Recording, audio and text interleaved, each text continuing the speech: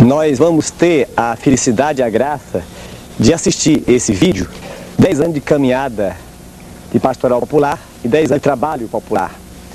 E este vídeo é ainda uma síntese oficial dessa história, destes 10 anos nossos, a nível pastoral, sindical, movimentos populares e também luta política.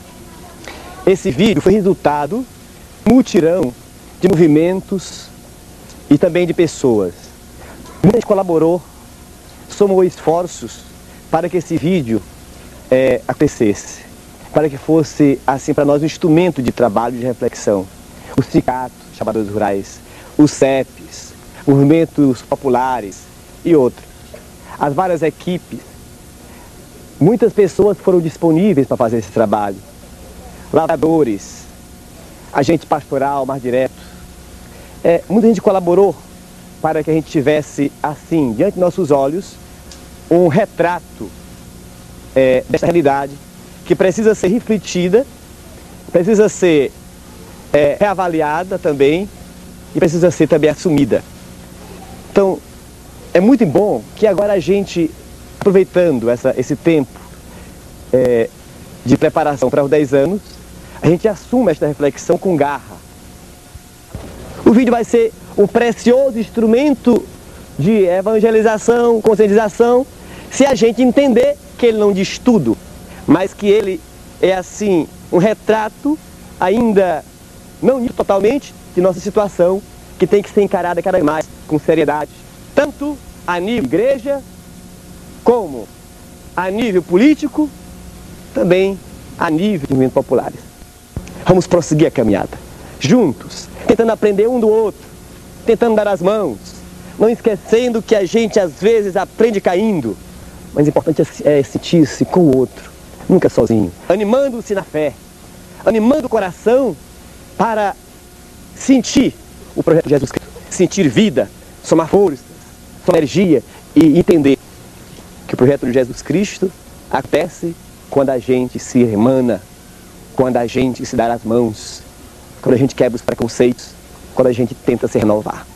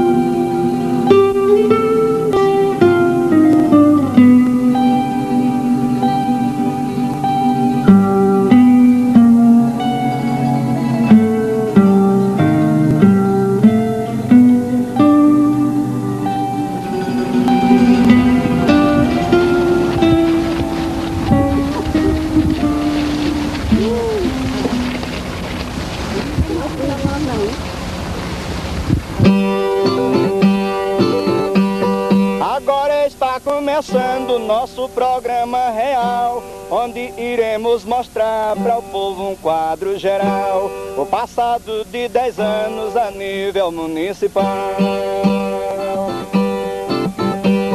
Foram 10 anos de luta, nós não podemos negar, aonde os trabalhadores começou a se organizar, através da pastoral e o movimento popular. despertou a consciência quase em todos os corações. Daí começou as lutas, houve muitas opressões. De um lado os trabalhadores, do outro lado os patrões.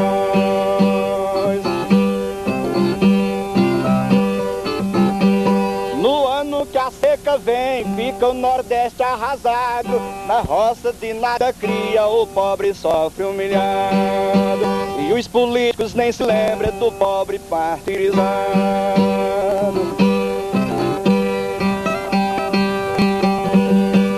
O único apelo que tem para sanar precisão é o coco babaçu, que é o rico sem coração. Se o pobre tirar um coco é chamado de ladrão.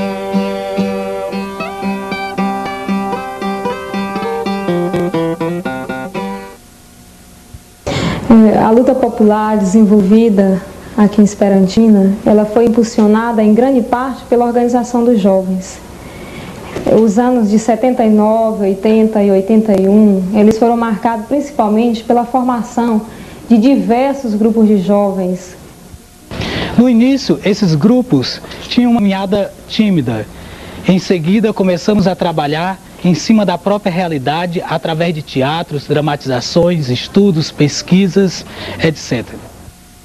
Onde os jovens, através do teatro popular, eles denunciavam, reivindicavam, apresentavam um conflito em público através do teatro, né?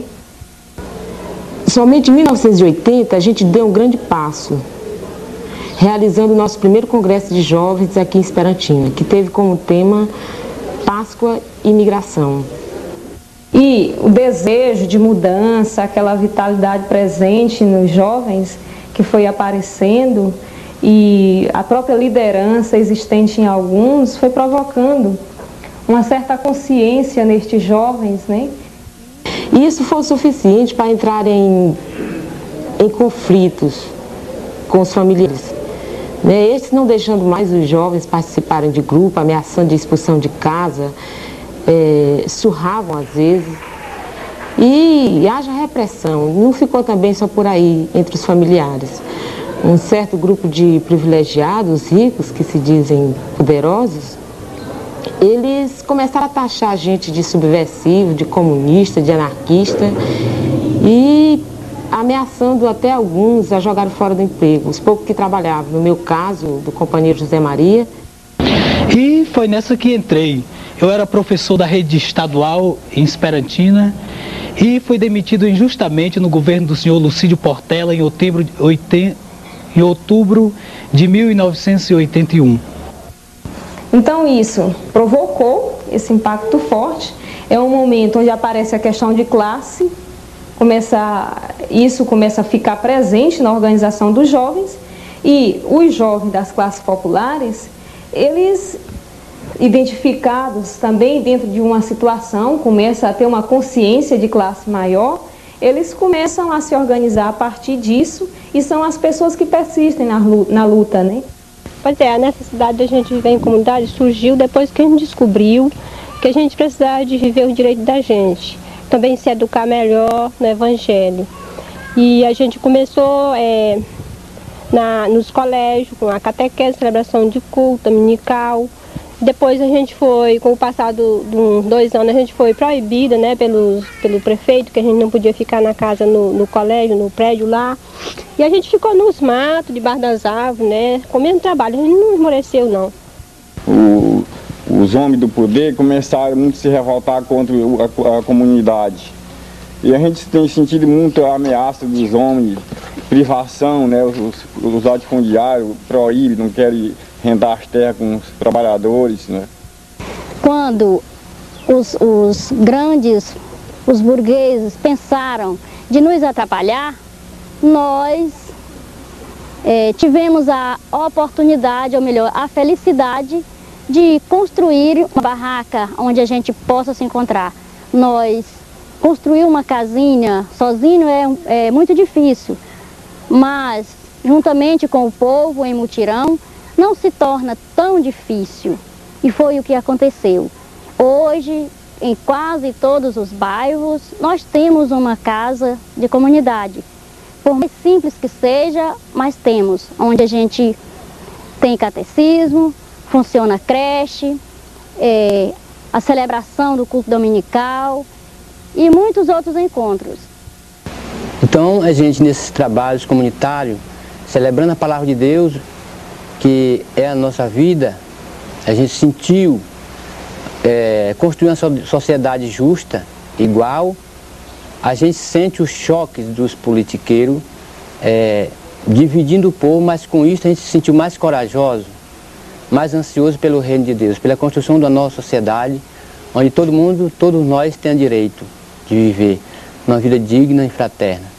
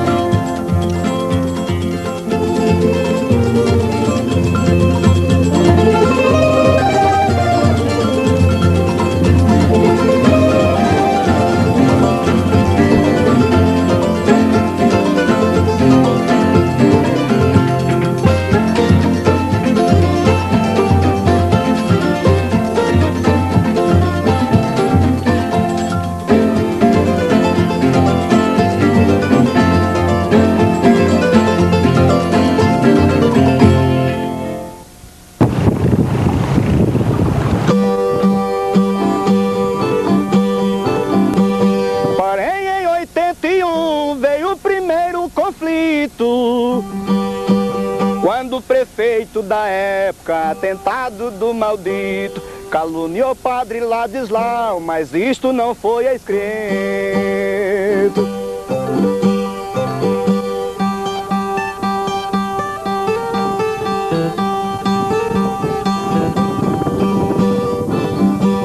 Assuntem bem a calúnia que o prefeito inventou. Publicou que o padre Ladislau era um grande insuflador, inventava passeata com o povo trabalhador.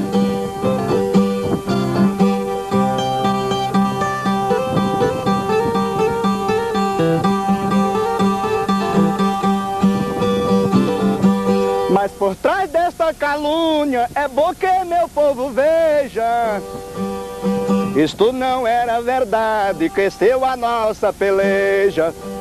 Eram os políticos malvados atrapalhando a igreja.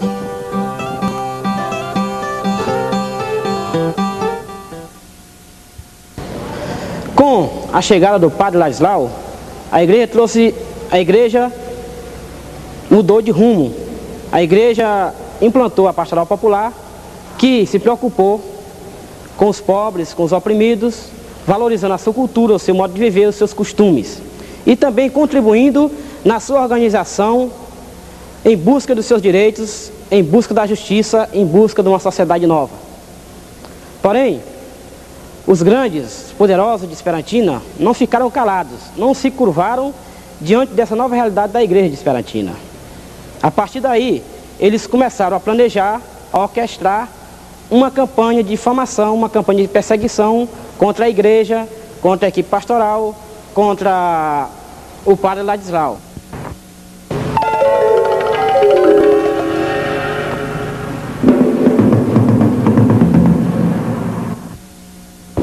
O padre Ladislau, vigário da paróquia de Esperantina, promoveu dia 7 de setembro naquela cidade uma manifestação popular que terminou em tumulto, porque a comunidade se revoltou com os manifestantes.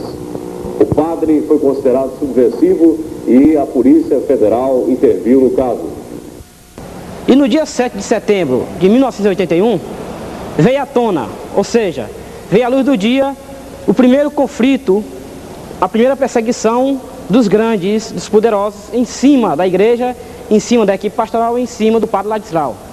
Eles aproveitaram aquela ocasião que estava acontecendo o festejo de Nossa Senhora da Boa Esperança, enviaram um telegrama ao ministro da Justiça, denunciando que porque o padre Ladislau, a igreja esperantina, tinha organizado uma grande passeata de trabalhadores rurais armados de foice, enxada, para atrapalhar e impedir o desfile dos estudantes no dia 7 de setembro.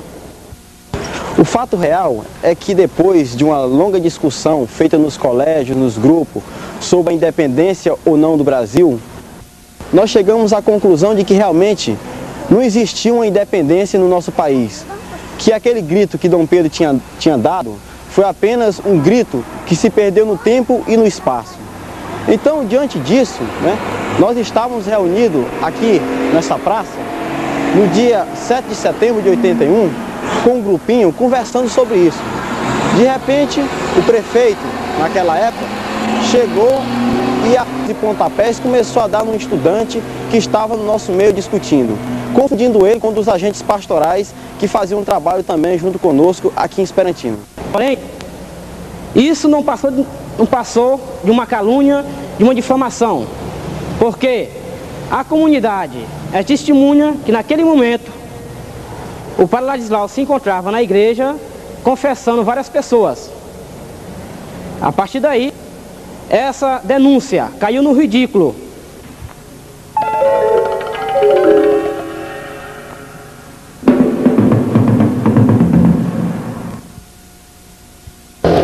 Diante dessa realidade de total marginalização do povo, de total dominação do povo, os movimentos populares, a Igreja Popular de Esperantina, tomaram a iniciativa de organizar, patrocinar uma grande campanha de educação política. Foi elaborado, confeccionado, uma cartilha de educação política com o objetivo, a finalidade de ser discutida, de ser analisada, refletida nas comunidades, nos grupos populares, nos sindicatos, nos grupos de bairro. Essa cartilha, ela foi motivo de grandes ataques, de grandes críticas feitas pelos coronéis, pelos latifundiários de Esperantina, como também feita pelos vários deputados do Piauí que se identificava representando os interesses das oligarquias do Piauí. Toda essa campanha de educação política culminou na eleição de 1982, quando na época foi eleito 3 vereadores, um fato inédito na história de Esperantina, quando foram eleitos 3 pessoas que realmente representavam os interesses das classes populares, da classe trabalhadora de Esperantina.